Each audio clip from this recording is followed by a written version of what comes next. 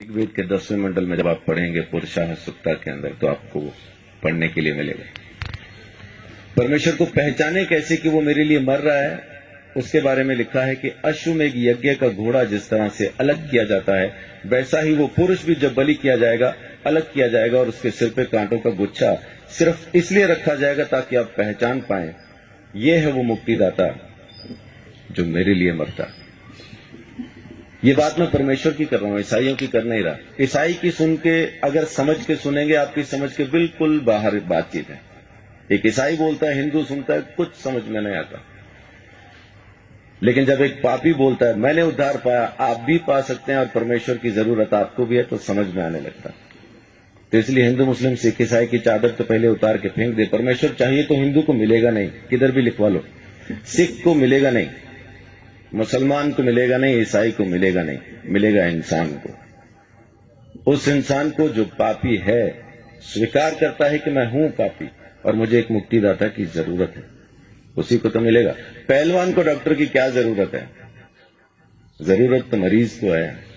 तो धर्मी को परमेश्वर नहीं चाहिए, परमेश्वर तो पापियों को चाहिए, और पापियों को बचाने ही वो जमीन पे आया है, यही उसकी मोहब्बत है।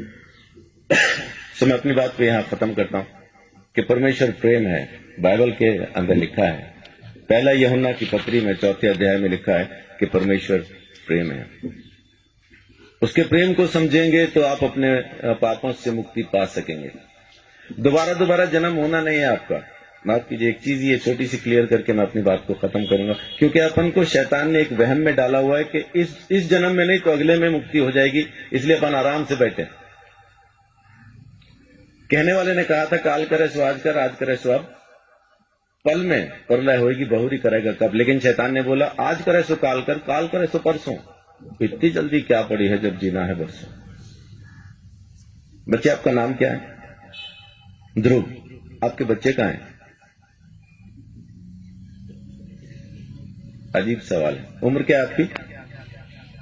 9 साल के बच्चे से मैं पूछ रहा हूं कि आपके बच्चे कहां हैं? आम के पेड़ पे जो मई जून में आम लगने हैं, इस वक्त कहां है? बहुत बहुत शुक्रिया।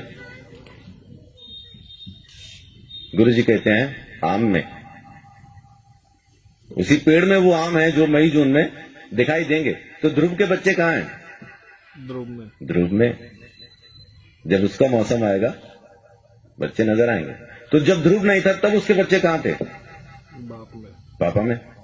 और जब पापा नहीं थे तब ध्रुव के बच्चे कहां थे? दादा में। जब दादा नहीं थे तो कहां थे? तो उनके पिता में, उनके पिता में, उनके पिता में। ऐसा अपन किताब को फोल्ड करते जाएं तो उस आदम में पहुंच जाते हैं जिसको परमेश्वर ने बनाया, और उसमें बीज डाल के कहा अब तुम पैदा करो।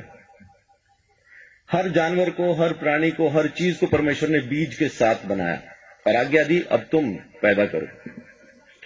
तो जब परमेश्वर ने आदम को बनाया, हम आदम में थे। जब परमेश्वर ने आदम को यह आज्ञा दी ये फल न खाना, तब हम आदम में थे। जब आदम ने आज्ञा तोड़ी तब हम आदम में थे। जब आदम परमेश्वर से अलग हुआ तब हम आदम में थे। इसी तरह से हम परमेश्वर से अलग हो गए। हमने किया कुछ नहीं, खाया पिया कुछ नहीं, गिलास तोड़ा 12 आना किया आदम ने, अलग हम हो गए। वेदों में लिखा है कि बच्चा पैदा होते ही पाप के हाथ में सौंप दिया जाता।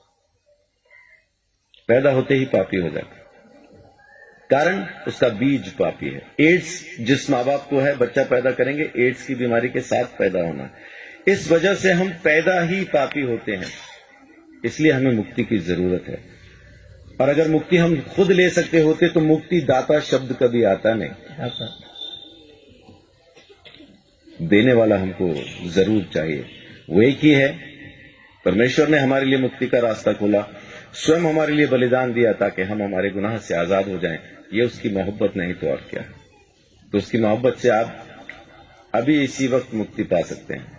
आपको जन्मों का इंतजार करना नहीं, क्योंकि यही एक जन्म है, दोबारा होगा नहीं। आज के बाद दोबारा हम कभी पैदा नहीं होंगे। ये पहला और आखिरी जन्म है। मुक्ति मिलेगी तो अब, नहीं मिलेगी तो कभी नहीं। तो परमेश्वर प्रेम है, उसके प्रेम को समझें, उसके दिए हुए उद्धार को समझें। यीशु मसीह ने मेरे लिए मेरे सारे दंड को सह लिया और मेरे गुनाहों से मुझे आजाद किया। ये काम उसने आपके लिए भी किया है, बस आपको स्वीकार करना है। परमेश्वर आप सबको बहुत आशीष दे। बड़ी बात।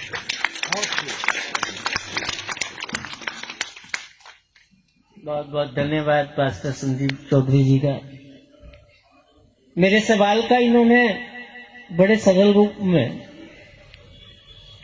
उत्तर दे दिया, और अगर यही चीज हम सभी के समझ में आ जाए तो हमारा भटकाव खत्म हो जाए। मैं इनका बहुत बहुत धन्यवाद करता हूं कि इस गुरुदेव के रचित सर्वधर्म सम्मेलन के अंदर आपने पहुंचकर इस उत्सव की शोभा बढ़ाई है। मैं आपका बहुत शुक्रिया अदा करता हूं। अब हमारे मध्य स्वामी रामानंद सरस्वती जी